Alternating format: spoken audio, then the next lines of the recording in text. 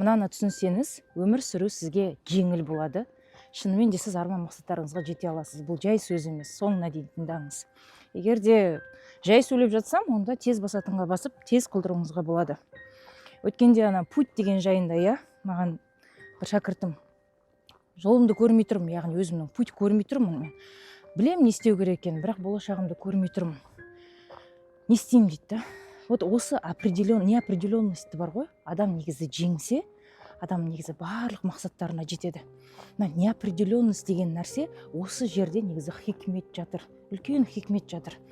Мысалы, қараңыздаршы, мен сіздерге рухани, более терең тұрғыда түсіндіргім келеді, чтобы вы действительно это поняли и өздеріңіздің өмірлеріңізге осыны қолдандыңыздар, Мынау намаз деген нәрсе, мысалы, намаз жәннаттың бар екенін білесің, бірақ көрген жоқсың, тозақтың бар екенін білесің, бірақ көрген жоқсың. Сондықтан да адамдар Аллаға сенсе де намазға толыққанды бір ықтиятты емес, Енді Аллах Тағала бізге не дейді? Сол намазды процесс ретінде берді бізге. То есть процесс ретінде біз оны күнделікті, монотонный, ол бізге ұнамауы мүмкін. Мысалы үшін намаз оқитын адамдарға айтсаңыздар, осы намаз оқу саған ұнай ма деп, толыққанды ұнайды деп айта алмайтын шығар. Себебі оның да өзінің бір машақаты бар, қиындығы бар. Кейде иманың әлсіреп қалады, кейде жаңағыдай болады, әртүрлі енді дүниелі мәселелермен кетіп қаласың да, жалпы рухани тұрғыда сезініп, олай намазды оқи алмай қаласың кейде. Бір өзіңді мұнафық сияқты сезінесің, сондай бір кездер болады, өзінің бір әртүрлі периодтар болады.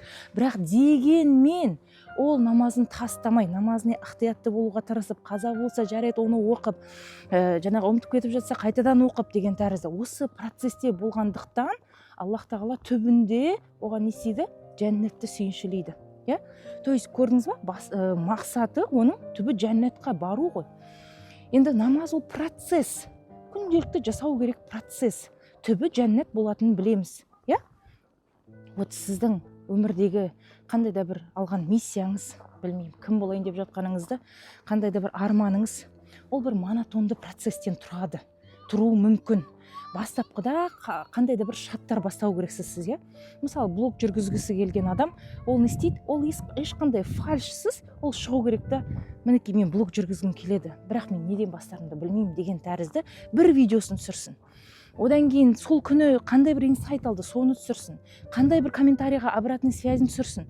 То есть, осылай бір кішкентай бір қадамдар оны бір жетістікке әкеледі. Блогер болған адамдардан сұрасаңыздар, олар керемет бір идеямен, мен түбі осындай боламын деген ойда болған жоқ. Бәлкім болды, бірақ оның жолын толыққанды білген жоқ.